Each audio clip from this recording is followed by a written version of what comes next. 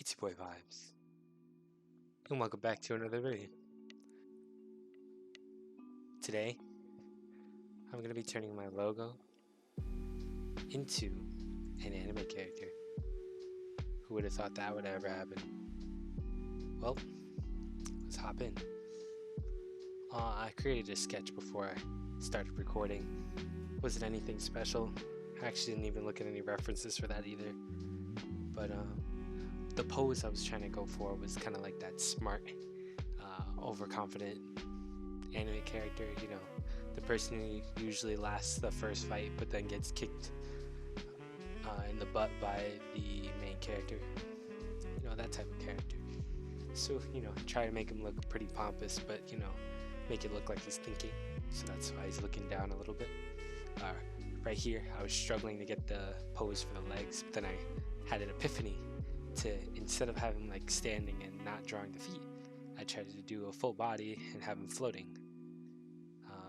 Just try to make him look a little bit cooler. You know, everybody likes the cool anime character, not the goofy one, and I am one of those people. So I try to develop my logo like that too. And then I gave him a little bit more style with the hair. Instead of it just being like a short afro, it's actually a little bit bigger. But this was kind of an epiphany this morning. I was like, what do I want to do for a video? And then this idea came around. I was like, oh, this is cool. I honestly never seen anybody take their logo themselves and do it. So, you know, why not? You know, start up a trend, maybe. Everybody doing that, that'd be cool. But yeah, so if you guys ever notice in my logo, the eyes are like a cross or a plus sign.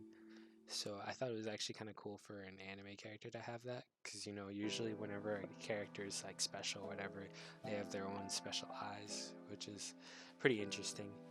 And recently I've been catching up on an anime called The God of High School, and the main character actually has kind of like those eyes, which is pretty interesting. I didn't do that on purpose when I made the logo, so that was quite the coincidence. So here we're getting to the line work.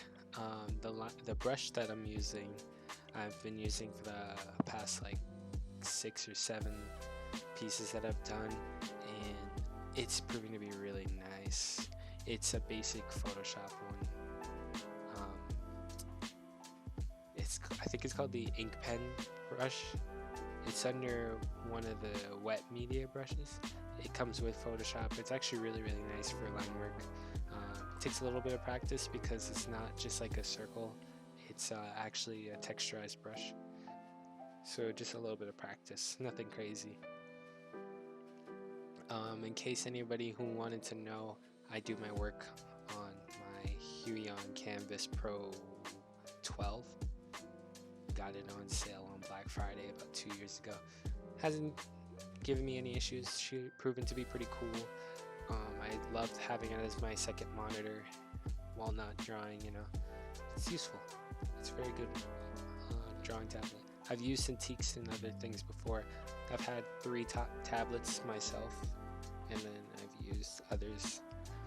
And I think I like this one the most. It's just the best for like desk space and still big enough to work with. And it's a screen tablet, so, you know, you enjoy it. If you guys have watched my last video, I was talking about a trick in Photoshop to help you shade your characters. I actually didn't use that in this one. I contemplated it, but I decided against it. Not because I think it would have been better that I didn't. I actually like that trick more. After finishing this, I wish I had done use it, but what is done is what's done. But the shading, as you'll see later on in the video, it went pretty well. Wasn't too bad. I had no problems with it, no qualms. But in the meantime, I might as well tell you guys a bit of an announcement. I started working on my first webcomic. the first chapter should hopefully be done before November. I have a bit of a sneak peek out on my Instagram, so if you haven't been there, the link is gonna be in my link tree, and the link tree is in the description as always, all my videos. Alright, cool. So that webcomic will be out soon. I think it's gonna be super cool. Man, I got a lot of plans for it. The story's coming along in my head, and I've written down notes for it, so it's gonna be pretty crazy. So stay tuned for that. Big things coming. So now we're getting into the coloring. I decided that I was gonna just use the colors that are on my logo instead of just giving them the look, and I feel like it actually turned out pretty cool. I felt like it was colors that I could execute well, not struggle with. It wasn't anything crazy. The colors were fairly simple because I only had like 3 solid options. So I went with green for the shirt, just because usually you don't find characters with like a bright greenish or teal as their main color that I've noticed. I'm not saying I haven't seen that, but it's rare. And I think it turned out pretty cool. I feel like if I had green pants, that would have been really weird, so I'm glad that I didn't do that. And I put down the base colors first, and then I went over it, unfortunately on the same layer, with the shadows and everything like that.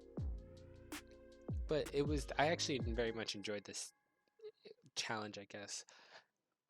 Just trying to conceptualize my logo and try and put it into a different style that I'm still learning. So it was good practice. It was good to figure out how the color scheme was gonna work too. I think the green shoes was a little suspect. It came out okay, but if I were to do this differently, I probably would have given yellow pants and given black shoes, because the green shoes, they're alright. But with the method that I showed in the last video, as I was talking about before, actually did teach me a lot about shading and what I need to do. So even though I didn't use that method, I still knew where I needed to shade based on where the light was. So shading wasn't as challenging for me as it normally would be, but it came out pretty good.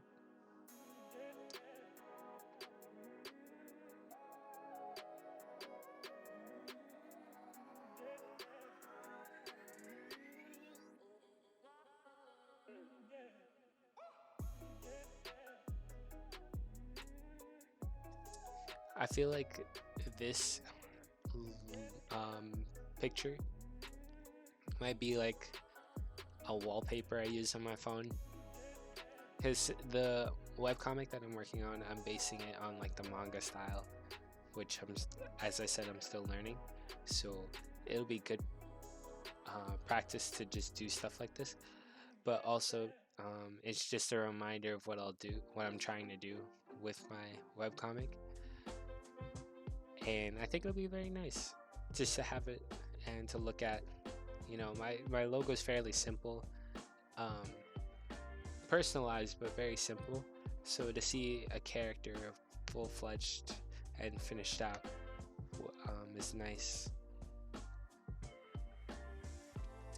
My highlights for this were okay. I feel like I could have done better. There's some small things that I wish I did.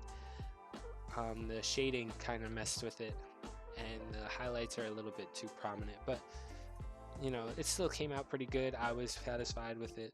So alright, so we're about done with all the highlights. Now I wanted to make the character look cool, so I went through the filters and I found that one that made it bright.